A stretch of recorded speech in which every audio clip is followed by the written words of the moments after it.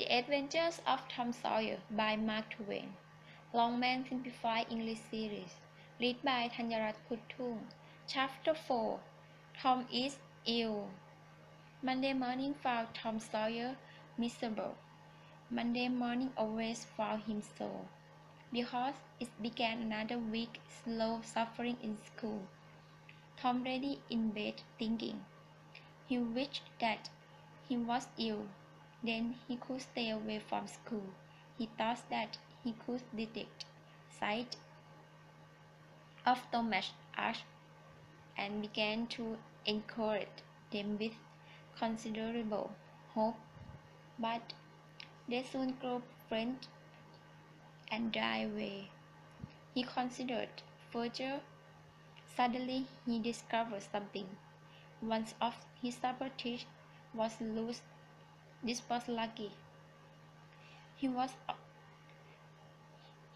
about to groan when it occurred to him that if he said no, his aunt would pull it out, and that would hurt. Then he remembered hearing the doctor speak about a patient who had spent 2 or 3 weeks in bed and who bad nearly lost a finger through blood poisoning. So the boy eagerly drew his claw from under the sheet and held it up for inspection. Then he began groaning loudly, but she slept on, unconscious. Tom grunted louder and faint cried that he began to feel pain in the throat. There was no result from it. By this time, Tom was breathing heavily with his effort. He had a rest, and then swelled himself up and produced one admirable goal after another. Sit slept on. Tom was annoyed. He called, "Sit, sit," and shook him. This worked well, and Tom began to groan again. Sit, yawned, stretched, and then began to stare at Tom. Tom went on groaning. "Tom, I say, Tom," said Sid. There was no reply. "Here, Tom. Tom, what's the matter? Tom!" Sid shook him and looked in his face anxiously. "Oh, don't, Sid. Don't shake me," Tom moaned. "Why, what's the matter, Tom? I must call Auntie." "No, never mind. It will be over soon. Perhaps don't call anybody. But I must. Don't groan so. Tom, it's awful. How long have you been like this?" "Hours." "Oh, oh, don't shake me, Sid. You will kill me." "Tom, why didn't you wake me sooner?" "Oh, Tom, don't. It makes me feel queer to hear you." "What's the matter, Tom? I forgive you everything," Sid groaned. "Everything you've ever done to me when I'm dead." "Oh, Tom, you aren't dying, aren't you?" "Don't, Tom. Oh, don't. Perhaps I forgive everybody, Sid. Tell them so, and Sid give my window frames and my cat with one eye to that new girl who has come to town, and tell her." But Sid had snatched up his crutches and gone. So well was Tom's imagination working that he was really suffering now. His groans had quite a genius tone. Sid flew downstairs.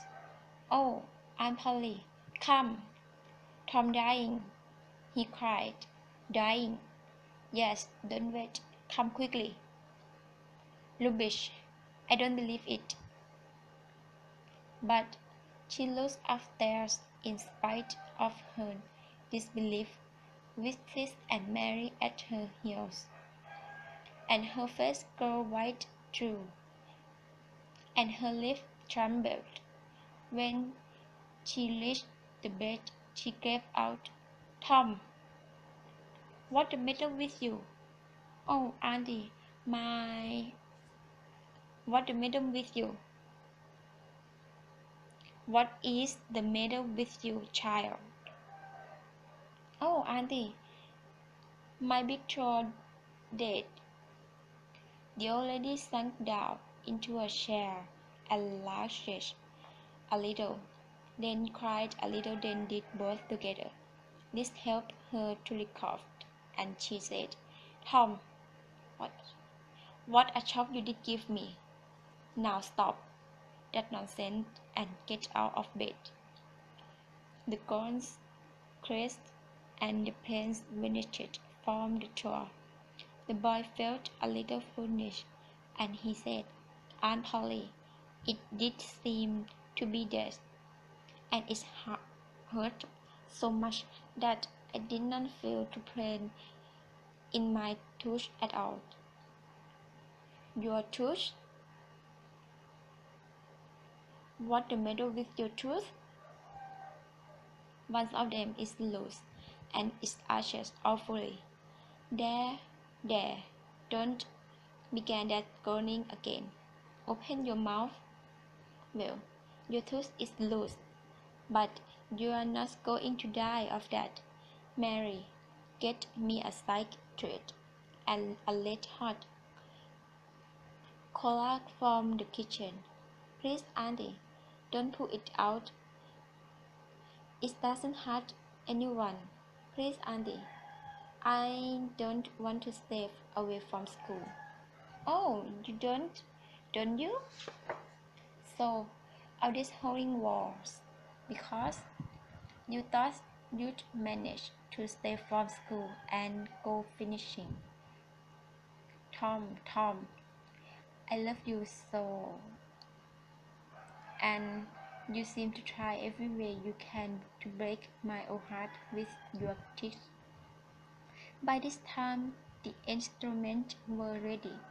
The old lady made one end of side trace thread to Tom's tooth and tried the other to bite off.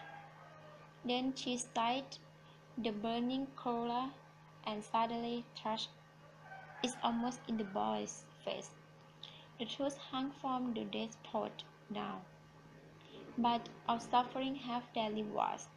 As Tom was going to school after breakfast, he was the envy of everyday boys he met, because he kept in his upper row of teeth, enabled him to speak in a new and admirable way. Soon afterwards, Tom met the young outcast of the village, Huckleberry Finn, the son of the town drunkard. Huckleberry was hated and dreaded by all the mothers of the town because he was idle, lawless, ill-bred, and bad, and because all their children admired him, delighted in his forbidden society, and wished they dared to be like him, like the rest of respectable boys.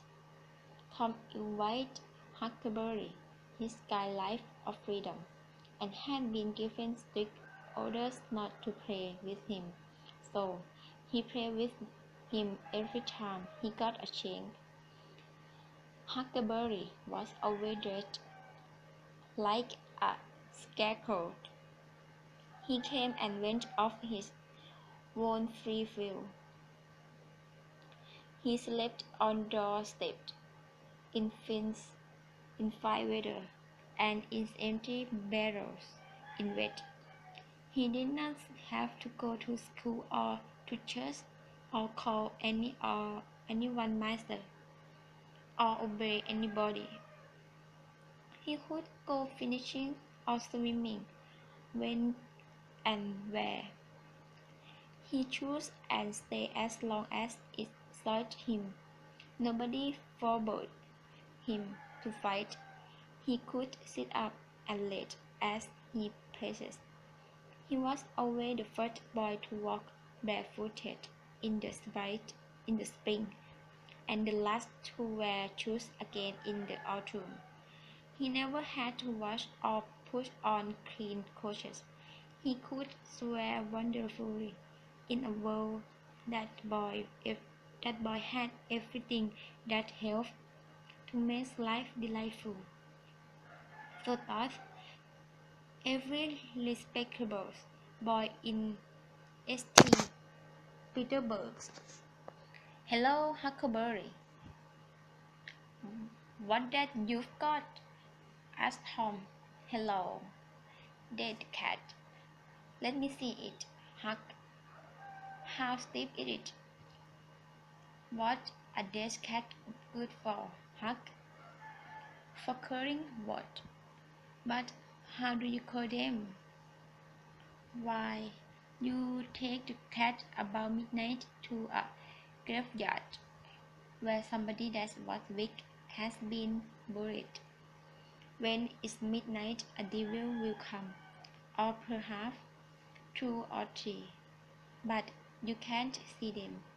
You can only hear something like the wind, or perhaps hear them talking.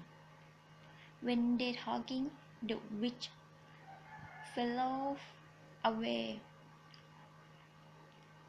You threw your cat after them and say, "Devil follow body, cat follow devil, was follow cat.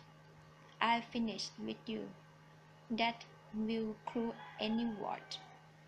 It sounds alright. Have you ever tried it, Huck?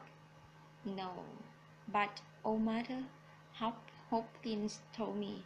Well, that's good enough, because they say she's a witch. Huck, when are you going to try the cat? Tonight. I believe they will come after old horse Williams tonight, but he was buried on Saturday. Huck, don't they get him on Saturday night? Why, how you talk? How could that charms work before midnight? And then it's Sunday. Devils don't care about much on a Sunday, as far as I know. I never thought of that. That's so. Will you let me go with you? Of course, if you're not afraid. Afraid? Not likely. Will you meow like a cat? Yes, and you meow back if you get a chance. The last time you kept me meowing outside the house till old Hines began throwing things at me and saying, "Curse the cat." So I threw a brick through his window. But don't tell. I won't. I could meow that night because Auntie was watching me, but I've meowed this time. The boys sparkled. When Tom reached the little school, he marched boldly in as if he had come as fast as he could. The teacher was nodding amid the hum of study. The interruption lost him. Thomas Sawyer. Tom knew that when his name was pronounced in full, it meant trouble. "Sir, come here. Now, why are you late again? As usual?" Tom was about to lie, when he saw two long tails of yellow hair hanging down from a head that he recognized, and by that head was the only vacant seat on the girl seat of the school. He instantly said, "I stopped to talk with Huckleberry Finns." The teacher stared at him as if he could not believe his ears. The hum of study cash. The pupils wondered whether this boy had gone mad. The teacher said, You did what?" "I stopped to talk with Huckleberry Finns." The boy's words were quite distinct and could not be misunderstood. "Tom Sawyer, this is the most astounding confession I have ever listened to. You deserve a self-punishment. Take off your coat." The stick rose and fell until the teacher's arm was tried. Then the order followed. "Now, sir, go and sit with the girls. And let this be a warning to you." When all the pupils laughed, Tom seemed to look ashamed, but in reality that look was caused by his worship of the unknown angels and by his amazement at his luck. He sat down upon the end of the bench, and the girl proudly moved away from him. Tom sat still and seemed to study his book. Soon the other children ceased to pay any attention to him. A costume school murmur rose upon the dull air once more. Presently the boy began to still guess that the girl. She observed him, pulled a face at him, and turned the back of her head off him for a minute. When she got courteously looked round again, he was drawing something at the back of his book, hiding his work with his left hand.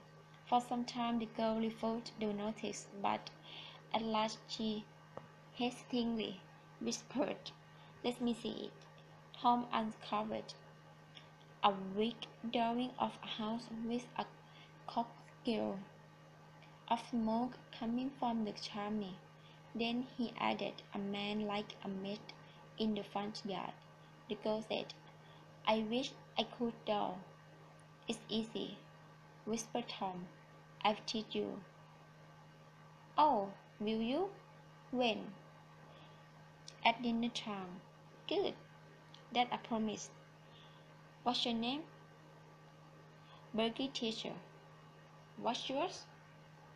"Oh, I know. It's Thomas Sawyer." "That's the name they used when they beat me. I'm Tom. When I'm good, call me Tom, will you?" "Yes." Just at this moment a finger and thumb closed on his ear and raised him to his feet. He was led across the schoolroom and sat down in his one seat amidst the largest of the whole school. Then the teacher stood over him during a few awful moments and finally moved away to his chair without saying a word. But although Tom's ears burned, his heart was sinking.